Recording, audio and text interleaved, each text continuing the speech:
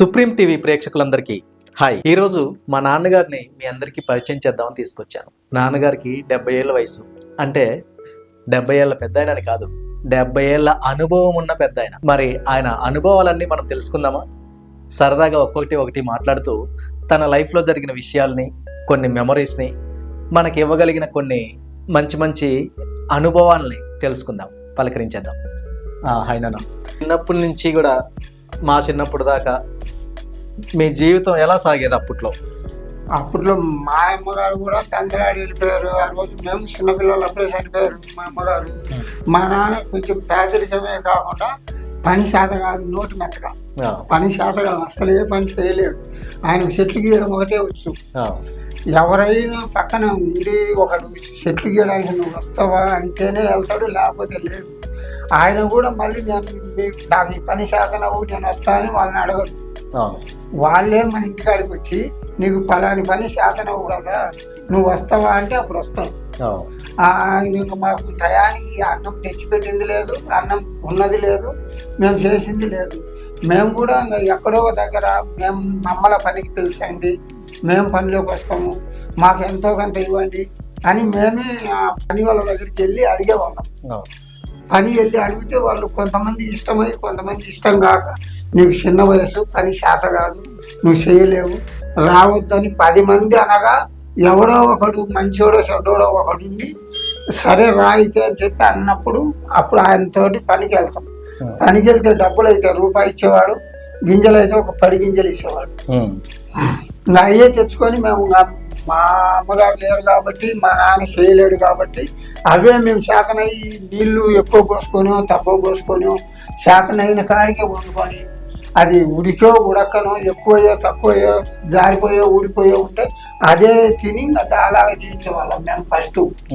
మేము చిన్నోళ్ళప్పుడు మేము ఇంకా పెద్దోళ్ళం అయ్యాక ఆయన్ని చేయడానికి ఇంకా మిమ్మల్ని పెంచడానికంటే మేము ఎలాగో ఒక చేను పండించుకోవడము, తర్వాత వ్యవసాయ కూలికి వెళ్ళడము ఆయన్ని చేసిన తర్వాత మిమ్మల్ని కొంచెం పెద్దోళ్ళని చేసి కొంచెం మీకు తెలివి అనిపించిన తర్వాత మిమ్మల్ని ఆ బడిలో జాయిన్ చేయడం, ఆ బడికి పంపించడం, మీకు సరిపోయినంత ఎంతో కొంత ఏదో ఒకటి అన్నం పెట్టడం, చేయడం, చెందడం అది మా బాధ్యత.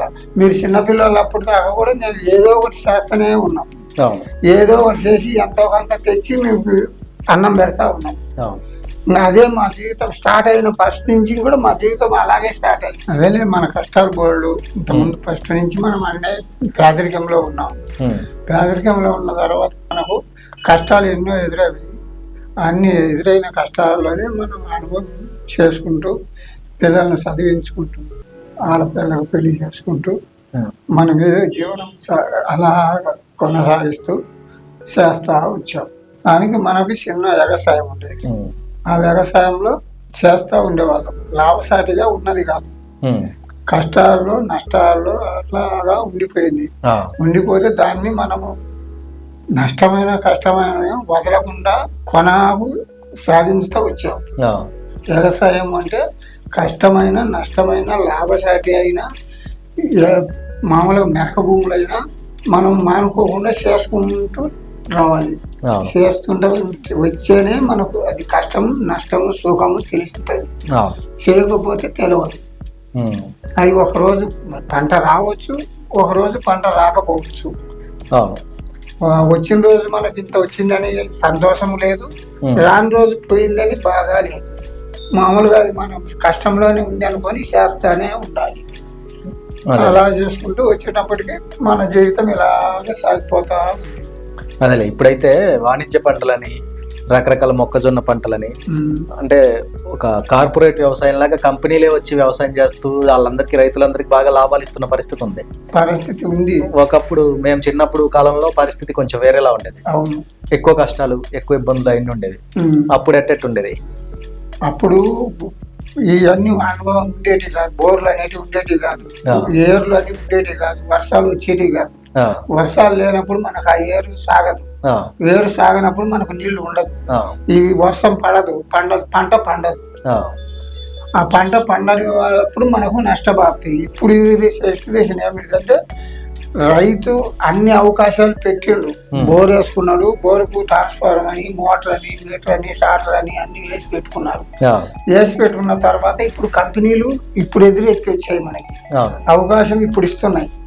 ఆ అవకాశం ఇచ్చిన వల్ల మనము అరటి అని, పసుపు అని, మొక్కజొన్న అని అలాంటి ఇప్పుడు ఈ వాయిద్య పంటలుగా మార్చుకున్న తర్వాత మనకు వాటి మీద కొంచెం లాభసాటిగా ఉంది. ప్రకృతి పెరిగింది కాబట్టి వ్యవసాయం కొంచెం సుఖంగా ఉంది అప్పట్లో అయితే ఇవన్నీ లేవు కనుక ఆ రోజు కష్టంగా ఉండేది. ఆ రోజు పిల్లలకు మామూలుగా మనం నార్మల్గా చేసుకున్నప్పటికి కూడా టయానికి భోజనాలు ఉండేటివి కాదు. అనుకున్నంత ఈజీగా మనం అనుకున్న కోరికలన్నీ నెరవేరేటివి కాదు. ఆ రోజు ప్రతి అన్ని వెనకబడిపోయేటి. అప్పట్లో ఏ పంటలు ఎక్కువ ఉండేవి?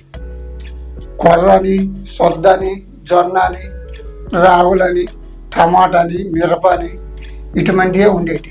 ఇటువంటివే ఉంటే వాటిల్లో కూలీలు కూడా చిన్నగా ఉండేటి. 2 రూపాయలు, 3 రూపాయలు, 5 రూపాయల లోపు కూలీ ఉండేది. రోజంతా ఒక మనిషి పని చేస్తే 2 రూపాయలు, ఒక మనిషి పని చేస్తే 5 రూపాయలు వచ్చేది.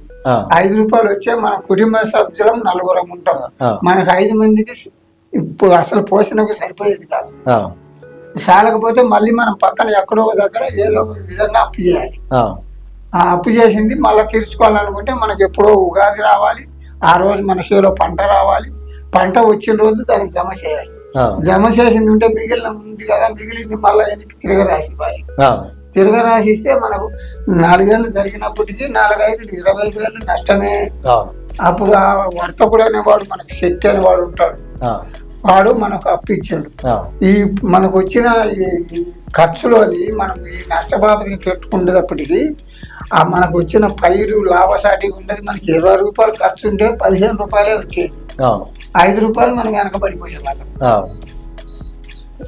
ఆ 5 రూపాయలు వెనకబడిపోయినప్పటికీ మళ్ళీ తర్వాత మనకు మళ్ళీ 4 గంటల తర్వాత చూసుకుంటే అది మన ఆస్తికి ఇబ్బంది వచ్చేది. మనం రొటీన్ చేయలేకపోను. మనకి ఎకరో 10 ఎకరో 1/2 ఎకరో ఉంటే మనం వాళ్ళకు విక్రయించే వాళ్ళం. అప్పు తీర్చలేక మనకున్న ఆస్తి వాళ్ళకి ఇచ్చేయడమే. అట్లా మన పొలాలు ఏమన్నా ఇచ్చేసిన పరిస్థితి ఉన్నదా? మన పొలాలు ఇచ్చేసిన పరిస్థితి చాలా ఉంది. నా సర్వీసులో నేను మన ఇల్లు వాట ఉంటే సగం వాట వేరే వాళ్ళకి అమ్మేశాం. మన జయనాన్న గారికి 10 ఎకరాలు ఉండేది. 10 ఎకరాలు ఉంటే 4 ఎకరాలు అమ్మేశారు నా జయనాన్న గారు. వాళ్ళు అమ్మేసిన తర్వాత ఇప్పుడు మనకు కొంచెమే ఉంది. మనకి ఇప్పుడు ప్రస్తుతానికి 4 ఎకరాలే ఉంది. ఆ కొంచెం ఎందుకు ఉంచారు మరి? ఆ కొంచెం అది ఎవరు కొనకపోవడం వల్ల ఉందా? ఎవరు కొనకపోవడం వల్ల అది ఉంది మిగిలి. లేకపోతే ఎవరన్నా కొనేసి ముందుకు వస్తామంటే అది కూడా వెళ్ళిపోయేది. ఈ రోజు ఇప్పుడు మన టయానికి వచ్చిన తర్వాత మనం ఇవన్నీ చేసుకున్న తర్వాత బరక కానీ, మెట్ట భూమి కానీ, మంచిది కానీ, చెడ్డది కానీ ఏదన్నా కానీ మనకు ఫలానా అనేది ఉంటే బెటర్ అనుకొని అది ఉంచినాం. లేకపోతే కానీ అది కూడా ఎంతో అంతకు అమ్మంటే వెళ్ళిపోయేది. అవును. కేవలం పొలం మీద వచ్చిన ఆదాయం కాకుండా వేరే ఆదాయం కోసం ఇంకేం చేసేటోళ్ళు అప్పట్లో? వేరే ఆదాయం కోసం రైతు కూలికే వెళ్ళేవాళ్ళం. ఒక ట్రాక్టర్ కనిగో, లేకుంటే ఒక ఎద్దుల బండి కనో, లేకుంటే కనుక మనకు శాసనైంది ఏదైనా చేతిలో స్వయం కూర్చి ఉంటే ఒక గడపర లాంటిదో, ఒక శలకపర లాంటిదో, ఒక గొడ్డల లాంటిదో, ఒక కొడవల లాంటిదో ఏదో ఒకటి పట్టుకొని వ్యవసాయ పనికే వెళ్ళేవాళ్ళం. రైతు కూలికి వెళ్ళేవాళ్ళం. ఆ రైతులు ఏది చెప్తే చేసేవాళ్ళం. ఈ వ్యవసాయ పనులే మామూలుగా ఇవన్నీ చేస్తున్నాయన్నీ వ్యవసాయ కూలే. కాకుండా అప్పుడు కూలి తక్కువ కాబట్టి, కష్టం ఎక్కువ కాబట్టి మనకు సంసారానికి సరిపడంత వచ్చినంత రాదు. మనం వచ్చిన దాంట్లోనే ఇంకా తృప్తిపడి ఇదే మనకు వచ్చింది చాలా అనుకొని మనం చేసిన కష్టానికి ఇదే వచ్చింది అనుకోవాలి. ట్రాక్టర్కి వెళ్ళడం అంటే ట్రాక్టర్కి పోయి ఏం చేస్తారు? ట్రాక్టర్కి వెళ్ళడం అంటే ఒక రాళ్ళు తోలడమో, ఒక మట్టి తోలడమో, ఒక ఇసుక తోలడమో, ఒక మెటల్ తోలడమో ఏదో ఒకటి ఉంటుంది. అది ఏది చెప్తే అది ఆ సాయంత్రంలో వాళ్ళు 4 రకాలు మార్చినా మనం చేయాలి. ఒక రకం ఉన్నా చేయాలి. సాయంత్రానికి అయిపోకపోతే మళ్ళా రేపు వెళ్ళాలి. రేపు వెళ్ళినా 2 రోజుల తర్వాత అయినా 10 రోజుల తర్వాత అయినా మనం అదే పని చేయొచ్చు. ఏ పని ఉంటుందో ఆ పనే చేయాలి. వాడు కూడా ట్రాక్టర్ ఉన్నోడు కూడా మనకు అయితే మనం అది కూడా వ్యవసాయ కూలే. మనం చేసే పనులే వ్యవసాయ కూలి. వ్యవసాయ కూలి అంటే మన పొలంలో ఉండంగా మంది చేసుకోంగా మనకు కోళ్ళని కుక్కలని గొర్రెలని బర్రెలని ఇటువంటివన్నీ ఉండంగా వాటన్నిటిని చూసుకుంటూ అప్పటి నుంచి ఇప్పుడు దాకా ఇంతవరకు దాకా ఇదే సరిపోయింది. ఏ రోజుకి ఆ రోజు చేసుకోవడం, తెచ్చుకోవడం, తినడం, ఉండడం, ఏదో ఒకటి చేసుకోవడం అలా ఉండేది. మా నాన్నగారు మమ్మల్ని అస్సలు చదివించలేదు. మేము మిమ్మల్ని కొద్దిగా గొప్పలో ఎంతో కొంత మేమన్నా చదివించాము. ఆ రోజు మా నాయన మాకు కడుపున 3 గుడ్లు అన్నం పెట్టిన వాళ్ళే కాదు. కాకుంటే మా వయసులో మేము చేసిన తర్వాత మా వ్యవసాయ కూలితోనే మీకు ఇబ్బంది లేకుండా భోజనం అనే పెట్టగలిగాం. అదేలే, పేదరికం నీ దాకా వచ్చింది కానీ నువ్వు నా దాకా రాకుండా ఆపి నువ్వు నీ దగ్గరే. నాకైతే పేదరికం ఏం తెలియలేదు. నాకు పేదరికం తెలియకుండానే నేను బాగానే తిన్నాను 3 పూట్ల. అవును. ఎప్పుడైనా బడికి వెళ్ళేటప్పుడు మంచి బట్టలే ఉండేవి, వెళ్ళడానికి మంచి అవకాశాలు ఉండేవి, చేతిలో సైకిల్ ఉండేది, చదువుకోవడానికి ఖర్చులకు డబ్బులు ఉండేవి. పెద్ద చదువు దాకా చదువుకున్నాను. అక్కడెక్కడో బుర్జుపల్లి నుంచి వైజాగ్ దాకా వచ్చాను, ఇక్కడ చదువుకున్నాను. అవన్నీ బాగానే ఉన్నాయి. మరి ఆ పేదరికాన్ని ఆపడానికి నువ్వేమి ఇబ్బందులు పడినావు? నేను అన్ని రకరకాల ఇబ్బందులు పడినాను. తెచ్చుకున్న రోజులు ఉన్నాయి, వండుకున్న రోజులు ఉన్నాయి, పండుకున్న రోజులు ఉన్నాయి. తర్వాత మనకు పంటలు పండని రోజులు ఉన్నాయి. మనకు పంటలు పండిన తర్వాత కూడా మనకు అవి మన ఖర్చులకు సరిపోకుండా ఉండేటివి ఉంటే మేము ఇద్దరం భార్య భర్తలం కూడా కష్టపడి పిల్లల జీవితం బాగుండాలని ఎక్కడే కానీ అప్పు చేయకుండా, అప్పు మిగిలించకుండా, ఆ ఉన్న ఆస్తిని పోగొట్టకుండా అలాగే చేసుకుంటూ వచ్చాం. చేసుకుంటూ వచ్చిన తర్వాత మా పేదరికాన్ని మీ దాకా అందించలేదు. మీకు కొంతవరకు ఇప్పుడు అవగాహన వచ్చిన తర్వాత కొంచెం ఒకరో మెరుగ్గా ఉంది. అంతవరకు దాకా ఇప్పుడు మేము ఇప్పటికీ ఇంకా కష్టాలు పడుతూనే ఉన్నాం. మా కష్టాలు అయితే అప్పటి నుంచి ఇప్పటి దాకా ఉండనే ఉన్నాయి. కానీ మన పిల్లలకు మన కష్టాలు రాకూడదు అనే ఉద్దేశంతో చిన్న కష్టమో పెద్ద కష్టమో ఏదో ఒకటి చేసి ఎన్నోకటాన్ని డబ్బులు ఇచ్చి లంచాలు పెట్టి కానీ ఎదిరించి కానీ వాళ్ళకి చేసి కానీ వాళ్ళని తగ్గించి అడిగి కానీ మనం ముందుకెళ్ళడానికి ప్రయత్నించాం. ఆ ఉపాయం కూడా మన తల్లిదండ్రులకు, మా తల్లిదండ్రులకు లేదు. వాళ్ళు కూడా వీటినే చేయలేక వెనకబడి మాకు కూడా టయానికి అన్నం పెట్టలేక బట్టలు తేలేక ఇబ్బంది పడతా అలా ఉండేవాళ్ళు. అలా ఉన్నప్పటికైనా మేము వాళ్ళని ఇబ్బంది పెట్టకుండా మా జ్ఞాపకం వచ్చిన కానించి మేమే సొంతంగా ఏదో ఒకటి మట్టి పనో, రాళ్ల పనో, చేలో పనో, ఇంట్లో పనో ఏదో ఒకటి చేసుకుంటూ వాళ్ళని ఇబ్బంది పెట్టకుండా మీరు తేలేదే అని అనిపించకుండా మేము గడిపించి బతికించాం. అలా జరిగిపోయింది. అప్పుడు ఒకసారి ఏదో పని కోసం అడవికి వెళ్ళినప్పుడు పెద్ద బండరాయి ఒకటి దొల్లిపోయింది అన్నాం. అవును. అది విన్నప్పుడు నాకు చాలా బాధ అనిపిస్తుంది. వాళ్ళ పొరపాటున అటు ఇటు అయితే ఏంటి మన పరిస్థితి అనిపిస్తుంది. అంతేగా. దాని గురించి ఒకసారి నీట్ గా ఎక్స్ప్లెయిన్ చేసి. అది ఒకరోజు మనం బతకడానికనే కరువు పని కానీ అడవికి వెళ్ళి ఒక చెట్టు కొట్టుకుంటే వాళ్ళం. ఎందుకు చెట్టు? ఆ చెట్టు ఇంటికి తీసుకొని వచ్చి అమ్మితే మనకు డబ్బులు వస్తాయి. ఓకే. ఏ చెట్టు అది? అది పొలిక చెట్టు. పొలికమ. దేనికి? పొలిక మొద్దులు అని పేరు పెట్టేవాళ్ళం. దేనికి అది అమ్మేవాళ్ళు? అది పలకలకు చెక్కల బెందులు ఉంటాయి కదా, దానికని అగ్గి పొలాలకు కానీ, ఆ తర్వాత దేనికో ఇంకా మెత్తని రీపర్లకు కానీ అది కర్ర మెత్తగా ఉంటది. అది మామూలుగా ఎంక మధ్య గట్టితనం లేకుండా, సేవ లేకుండా కర్ర మొత్తం అంతా చెట్టు అంతా కూడా మెత్తగా ఉంటది. మనం తింటే కొరుక్కొని తిందామా అన్నట్టు అంత మెత్తగా ఉండే కర్ర అది. ఆ కర్రను మేము ఇవన్నీ తయారు చేసే వాళ్ళకి ఆ కర్ర అవసరం. ఆ కర్ర అవసరం అయితే మేము మా బతకదరం కోసం, మేము బతకడానికి కోసం అని ఒక గొడవలు కట్టుకొని ఇంత చిన్న సర్ది కట్టుకొని అడవికి వెళ్ళిపోయేవాళ్ళం. అడవికి వెళ్ళిపోతే మేము మెరక మీద ఉండిపోయాం. కొండ మీద ఉన్నా నేను. కొండ మీద ఉంటే ఆ చెట్టు ఇట్లా తగ్గులేక చూస్తే చాలా దూరం తగ్గు ఉంటది కదా లోయ. ఆ లోయలోకి చూస్తే కనపడతాయి, ఏ చెట్టు ఉన్నా కనపడతాయి. మనం ఆ చెట్టు ఆకులను చూసి ఆ చెట్టును గుర్తుపడతాం. ఆ చెట్టును గుర్తుపట్టి ఆ చెట్టు దగ్గరికి మనం వెళ్తే కనుక అది పనికి వస్తుందేమో అని చూసి దాన్ని కొట్టుకుంటాం. కొట్టుకొని మనకు అవసరం వచ్చినంత తీసుకొని మిగతాది అక్కడే వదిలేసి మొత్తం ఆ విధంగా అనుకొని కొండకు పోయినాం. కొండకు పోతే మేము కొండ మీద నుంచి తగ్గులేకి చూసినాం. తగ్గులేకి చూసేటప్పటికి చిన్న పెద్ద లోతుగా లోయ. ఆ లోయ ఏమైందంటే అప్పుడు అది కొంచెం వర్షాకాలం. వర్షాకాలం అయ్యి చెట్లు, ఆకులు, గడ్డి, రూట్ కనపడకుండా ఉండేది. దోవ కనపడకుండా మేము అందాసులో పోయి ఆ రాతి మీద నిలబడ్డాం. ఆ రాయి నా తూకానికి ఎక్కడో దగ్గర చల్లు ఉంది, ఆ. వర్షానికి నీళ్ళన్నీ కారిపోయి ఆ మట్టి అంతా కారిపోయి ఆ, ఆ రాయి అలా ఉండిపోయినది. ఆ, నేను దాని మీదకి చూసుకోకుండా ఆ రాతి మీద అడుగు పెట్టాను. ఆ. అడుగు పెట్టగానే ఆ రాయి అలా వెళ్ళిపోయింది. ఇంత ఉంటది మన బిల్డింగ్ అంత ఉంటది. బిల్డింగ్ అంత రాయి. బిల్డింగ్ అంతా రాయి ఆ, అది దొల్లిపోయింది. ఆ, నా దగ్గర చేతిలో సద్ది ఉంది, ఆ, తర్వాత గొడ్డలి ఉంది. ఆ, ఇలాగ భుజానికి గడిపేసుకొని ఉన్నా. ఆ, ఉంటే ఇది ఇట్లా దొల్లిపోవడంలో ఆ రాయి దొల్లిపోవడంలో నేను ముందే పడిపోయినా. ఆ, కింద తగ్గులో లోతులో పడిపోయినా. ఆ, లోతులో పడిపోతే అది నా దరిద్రానికో అదృష్టానికో బతుకుదిరి ఉండడానికో మనం కుర్చీలో కూకుంటే ఉన్నట్టు కింద రాతి మీద కూకున్నా నేను ఇలాగా. ఆ.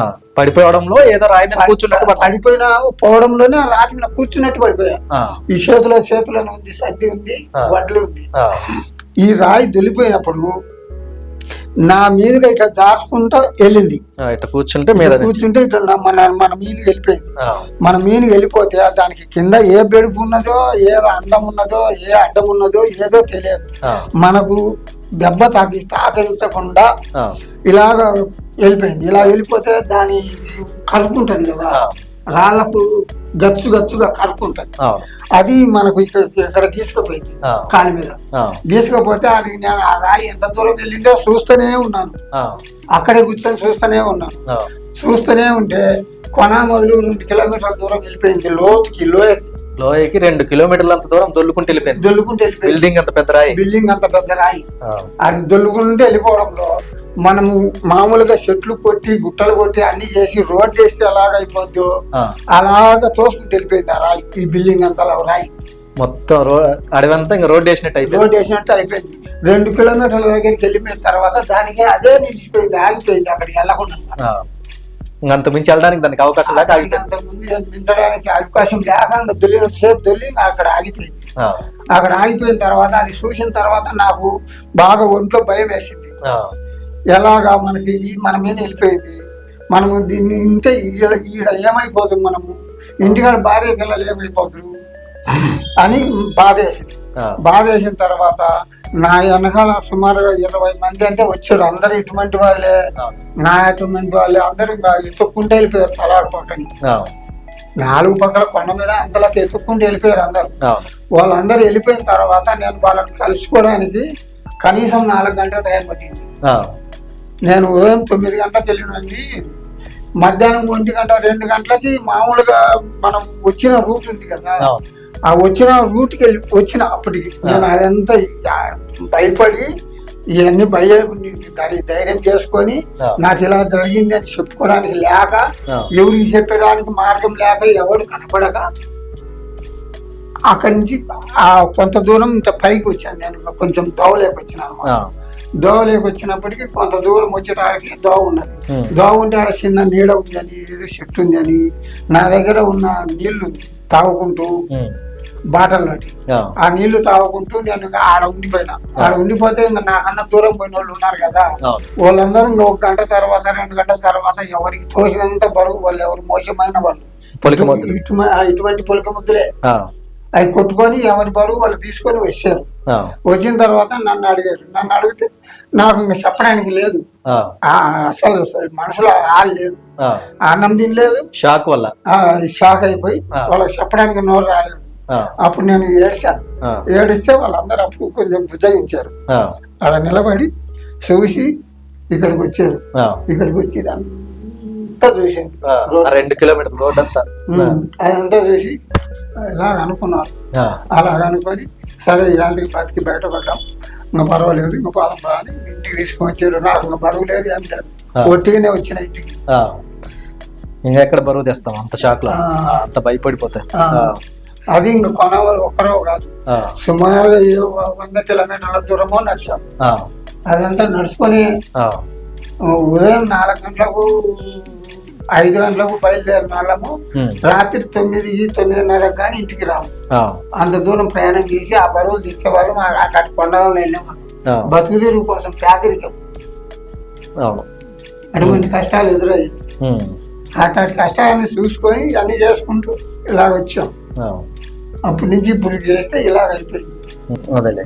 అప్పట్లో అంతమంది ఆర్థికంగా బాగా ఇబ్బంది పడుతుండేవాళ్ళు, కానీ ఇప్పుడు ప్రస్తుతానికి ప్రజానీకం ఊర్లో పల్లెటూరులో బాగానే ఉంది కదా, బాగానే జీవిస్తున్నారు. ఇప్పుడు బాగా జీవిస్తారు. ఇప్పుడు కొండకు పోయే పని లేదు, బరువులు మోసే పని లేదు, అవన్నీ చేసే పని లేదు.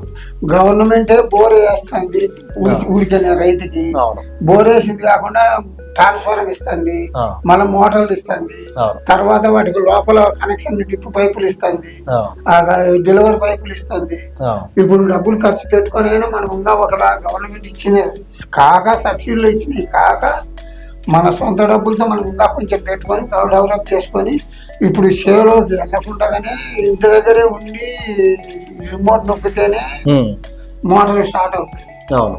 అవన్నీ వాటికి డిప్పు పైపులకు వెళ్తాయి, అవును. అవన్నీ ఆడుతూనే ఉంటుంది. మళ్ళీ కరెంటు పోతే ఉమ్, అప్పుడు మనం మనిషి చూసుకొని అప్పుడు మళ్ళీ ఇంట్లో చూసుకొని రిపోర్ట్ నొక్కుంటే మళ్ళీ స్టార్ట్ అవుతే మళ్ళీ అలాగే వెళ్తుంటాయి.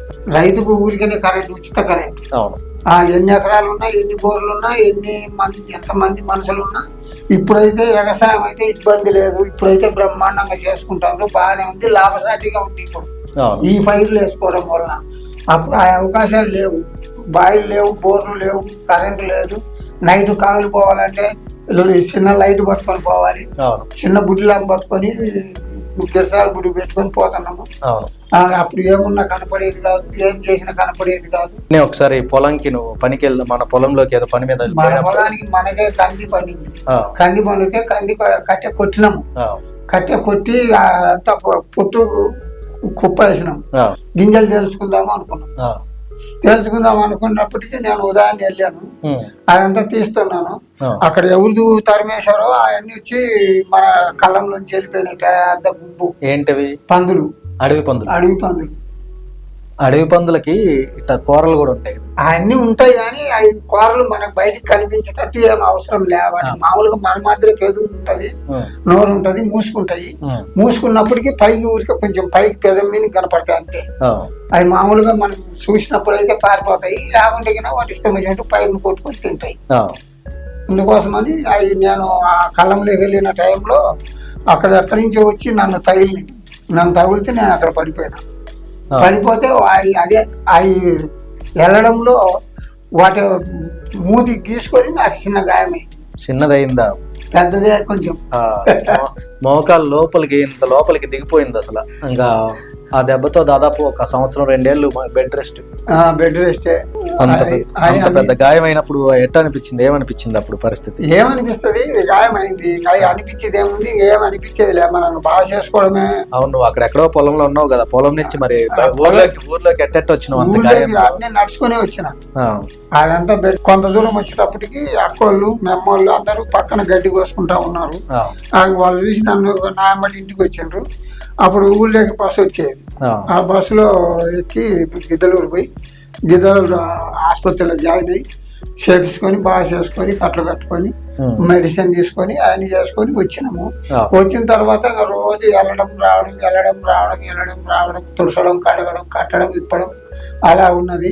1 నెల 2 నెలలు పోరాడితే ఆ పుండు మానింది. ఉమ్, ఆ పుండు మానిన తర్వాత మళ్ళీ మామూలే ఎప్పటి మాత్రమే మళ్ళా చేనికి పోవాల్సిందే, మళ్ళా కందిగడ్డి కోసుకోవాల్సిందే, మళ్ళా సొంత కట్టలు కోసుకోవాల్సిందే, ఆ, ఆయన చేసుకోవాల్సిందే. మనం ఊరుకోవడానికి అయితే కుదరదు, పిల్లల్ని బతికించుకోవడానికి ఏదో ఒకటి చేయొద్దా, ఆ, అలా చేస్తూ ఉన్నాం.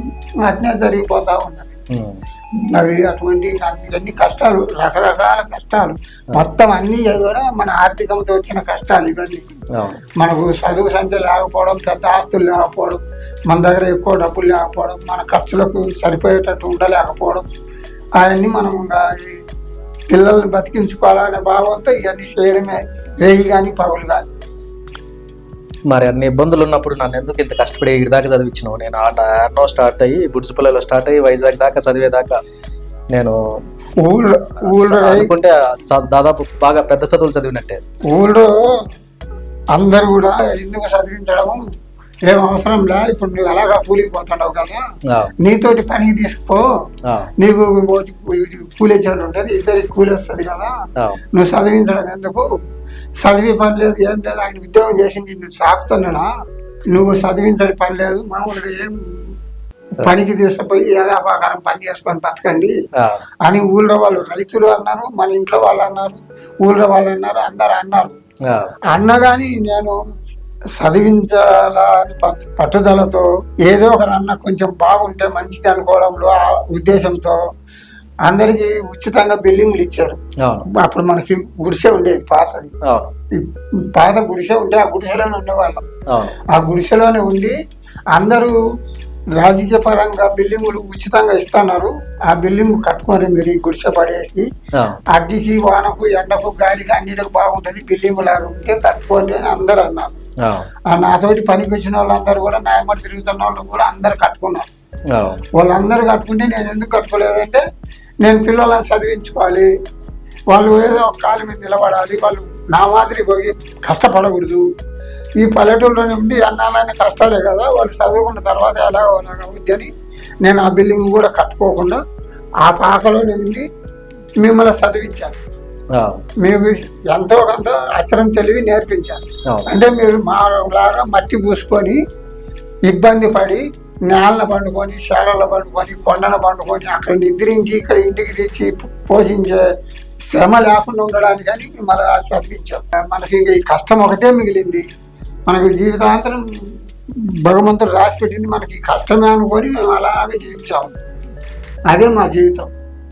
అదేలే, ఇంకా కష్టపడి నన్ను చదివించావుగా, నేను మిగిలాను కదా. ఇప్పుడు ఇంత ముందల్లా అందరూ ఊళ్ళో వాళ్ళందరూ నువ్వేం సంపాదించావు నువ్వేం చేసావు అన్నారు. అన్నప్పుడు నేను ఏమీ సంపాదించలే, నేను నిన్నే సంపాదించాను, నువ్వే నా ఆస్తి, నా జీవితం నువ్వే అని చెప్పా. Thank you. విన్నారు కదా ఫ్రెండ్స్, ఇది నా స్టోరీ.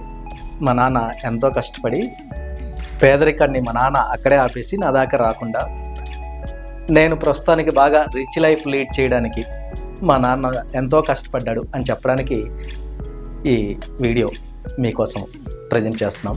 అయితే సో మీరైనా నేనైనా మనం ఇప్పుడు బాగా హ్యాపీ లైఫ్ లీడ్ చేస్తున్నాము అంటే దానికి కారణం మన పేరెంట్స్ చేసిన ఎంతో కృషి, త్యాగం కూడా ఉంటుంది. వాళ్ళు అక్కడ ఎన్నో త్యాగాలు చేసి మనల్ని ఈ స్థాయికి తీసుకొచ్చారు. అందుకే ఇప్పుడు వయసు పైబడిన తర్వాత వాళ్ళని అలా వదిలేయకుండా మీరందరూ కూడా వాళ్ళను ఎంతో బాగా చూసుకుంటారని మా ఈ చిన్న ప్రయత్నం.